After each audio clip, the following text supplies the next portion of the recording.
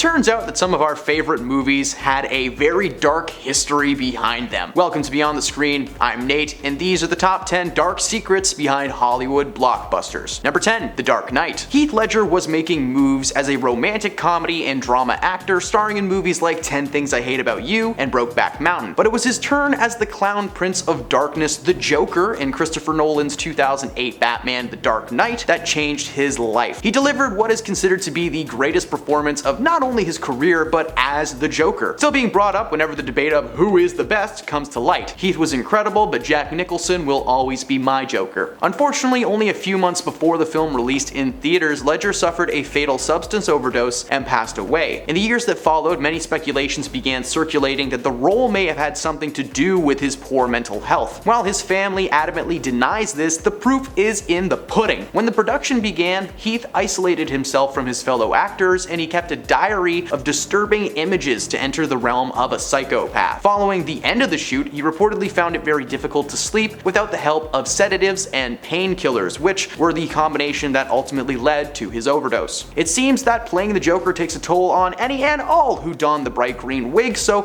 please be warned if a man from DC ever walks up to you and offers you a role, just say no and walk away. Number 9, Ray. Jamie Foxx is one of the most talented men in Hollywood. This guy can sing, he can act, he can dance, and he can write. He does it all. Jamie's career has been filled with a few misses, but mainly hits, and his hits hit hard. Jamie has appeared in many big budget flicks over his career, like Collateral alongside Tom Cruise, White House Down with Channing Tatum, and he even took a step into the more serious direction when he played musician Ray Charles in the biopic about his life called Ray. Jamie played the blind piano player for roughly 3 months of shooting, but to better portray the character and to get into the proper mindset, Jamie had the production team literally glue his eyes shut while filming. This was a bit of an extreme reaction, and Jamie suffered dearly for it. Not only could he not see anything while he was on set, but he had to go to the hospital after some of the glue seeped through his eyelid and made contact with his eyeball. Thankfully, he suffered no permanent damage from the role, and he did receive the Oscar for Best Actor that year, so I don't know, I guess the pain and discomfort was well worth it. Number 8, The Blind Side. The Blind Side was a 2009 biopic about the true story of NFL star Michael Oher. In the film, he is a homeless young man who is adopted by a wealthy family and eventually makes his way to college and the NFL. Unfortunately, it was recently revealed that that was mostly just BS. Recently, the subject of the film, Michael Oher, shared allegations against the Tuohy family, claiming that they had tricked him into signing himself into a conservatorship and not adoption papers like he was led to believe. According to new information released by the studio and Michael himself, the Tuohys negotiated a deal with 20th Century Fox that left Oher without any payment for the rights to his name, likeness, or life story, while the Tuohy family received a contract price of $225,000 and 2.5% of the film's net proceeds. That film has since grossed about $300 million, but according to Michael, he hasn't seen a penny. Wait, those aren't a thing anymore. Okay, he hasn't seen a nickel. No, it's not as good. The paperwork made it so that the family would be in complete control of his contracts when it came time to sign up for football, with Papa Tuohy being the main culprit of the scam. The Tuohys came forward and claimed that Michael is lying and that they actually have records to prove that they never made any money off the movie. But they did not deny tricking him into signing fake adoption papers, so I'm gonna go with Michael on that one. Number 7, Poltergeist, 1981. Poltergeist brought together two legends of the 20th century cinema with very different sensibilities. We had the director Tobe Hooper, best known for the original Texas Chainsaw Massacre movies. Hooper's work was gritty, dark, and pretty much just something of a downer. Coming from a much more family-friendly sensibility, we had co-writer and producer Steven Spielberg. Spielberg's movies were high budget and kid-inclusive, so if you put them together, you get Poltergeist, a gritty horror movie with an Amblin sheen and soundtrack heavily featuring child actors. One major thing that this movie had going for it was its use of practical effects, creating some truly uncomfortable and creepy scenes. Like, don't even get me started on that clown. But one dark fact behind the picture was the use of real-life skeletons for one of the last few scenes in the movie. Without telling the actors, Steven and the crew ventured off to a nearby university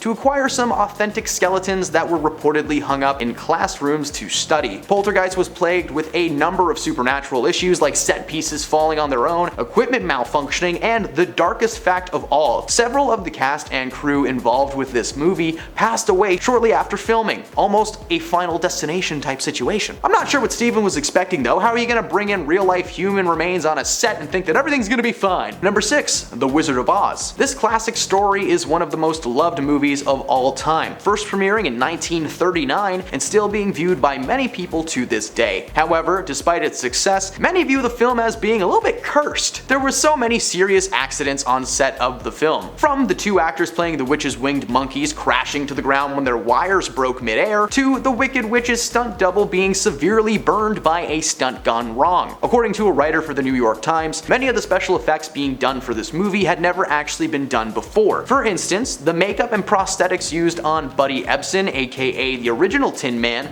essentially poisoned him as the makeup was made of pure aluminum dust. After 9 straight days of shooting, he was taken to the hospital and made to sit in an oxygen tent. When he wasn't getting any better anytime soon, they decided to recast him and hired Jack Haley to finish the shoot. This time, instead of applying aluminum powder directly to his skin though, they mixed it in with a paste and painted it on his body. Wait, they could have just done that the whole time? Number 5. Now You See Me. Now You See Me was a little action movie about an FBI agent played by Mark Ruffalo chasing a team of magicians who pull off elaborate bank heists during their performances. Fun movie, good premise, eh. During one scene in particular, actor Isla Fisher was placed in a glass tank and chained up for an escape act. The stunt team set her up with a magnetic release so that the metal chains that were around her body wouldn't tangle. Oh, but boy did they! The chains wrapped themselves around Isla in a way that actually prevented that mechanism from working. The team had placed a kill switch in the tank that could drain it in 70 seconds, however, as a result of being tangled, she couldn't reach the switch. While the crew did eventually catch on that she was in real trouble, it wasn't before the cameras rolled and captured her genuine terror. The clip taken during this incident was actually left in the final product of the movie, so when she's banging on the glass and begging to be set free, that's not acting! Those are true, genuine screams of fear. The stunt gone wrong, coupled with the poor reception of the film, actually caused her to step back from the sequel, instead being rewritten and recasted as Lizzie Kaplan. Number 4. The Exorcist. Even though people are scared by different elements in horror, everyone can agree that The Exorcist is one of the scariest movies ever made. The Exorcist focuses on a girl named Regan McNeil who is possessed by a demon, and whose only hope is in the hands of an exorcist and a priest. Now, for some reason, this movie was released on December 26th in 1973, so nobody was very jolly when they saw this one. This movie had a strange superpower when it was released. It actually had the ability to make its viewers literally vomit, to the point where theaters were handing out barf bags to anybody stopping by. The most horrifying part of this flick though was not the film itself, but rather the behind the scenes shenanigans that were taking place. 2 cast members, Jack McGowan and Vasiliki Malaros, both passed away after filming commenced, which was pretty strange as their characters in the film also pass away. The film was also plagued by non-supernatural villains like its director William Friedkin, who would literally swat actors and fire his personal pew-pew device in the air to get them riled up for scenes. While the film is still considered to be one of the most terrifying movies of all time, sounds like the experience on set was like 10 times worse. Number 3. The Master of Disguise. This next entry involves a brief mention of the events of New York in September 11th in 2001, so if that is a very sensitive topic, please skip to the next entry, no harm done. The Master of Disguise was supposed to be the first of many solo flicks starring SNL alumni and comedy legend Dana Carvey. He played Pistachio Disguisey, a man who discovers he comes from a great long line of super spies capable of pulling off elaborate disguises to take down their targets. It is a straight up weird movie that I loved as a kid, but as I get older it just gets cheesier and cheesier, not in a good way. Unfortunately for the cast and crew, they were filming one particularly ridiculous scene while a real world tragedy was taking place. The infamous turtle scene, where Dana feels that he may not be turtly enough to be in the Turtle Club, was being filmed on September 11th, 2001, on the same day that the Twin Towers fell in New York. In the middle of filming a take, the cast was informed of the tragedy and they took a moment of silence. Unfortunately for Dana, he had to spend that moment of silence in full prosthetics. When recounting the story now, he seems to take a lighter approach and he laughs it off, but at the time it was a very dark and very uncomfortable moment for the entire crew. Number 2. Singing in the Rain. I'm singing in the rain, I'm singing in the rain. Ow, my foot hurts! That's exactly what happened to Debbie Reynolds in 1952's Singing in the Rain. For those who may not have seen this film, the story followed a silent film star falling for a chorus girl just as he and his delusional, jealous screen partner are trying to make the difficult transition to talking pictures in the 1920s. That's right, movies used to be in black and white and nobody talked. And when you did it, it was some weird magical thing called a talkie. Fun movie fact for you. For the shoot, Debbie Reynolds was made to film a song and dance sequence that left her in need of a new pair of shoes and a doctor. For the Good Morning dance number of the film, Reynolds and her co-star Gene Kelly were made to jump over a couch at the same time, which was a take that apparently took 40 tries to master. You know how shoes are super comfy these days? Well, in the 1950s,